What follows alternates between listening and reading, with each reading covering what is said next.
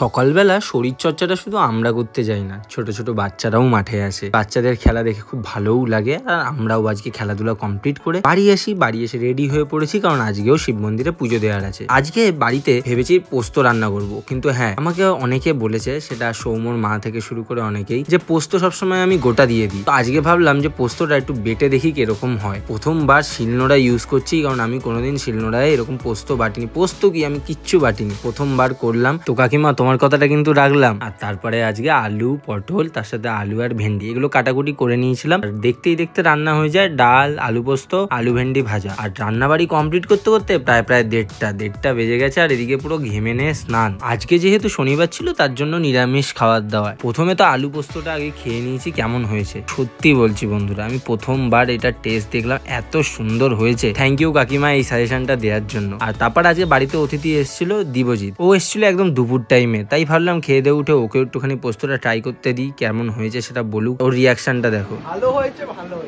কি রিয়াকশন? তো কি আর বলি একে। তারপরে আবার রেডি হয়ে পড়েছি, কারণ আজকে একটুখানি বেরোনোর ছিল। তো গেছিলাম হচ্ছে সোদপুর বাজারে কিছু দরকারি কাজের জন্য। আর বাড়ি এসেছি তখন এত গরম লাগছিল, ভাবলাম রাতের খাওয়া দাওয়াটা সেরে ফেলি। দুপুরে যা ছিল খাওয়া দাওয়া কমপ্লিট করি। তো আজকের দিনের ব্লগটা এইটুকুই। আবার কালকে নতুন দিনে নতুন ব্লগে দেখা হচ্ছে।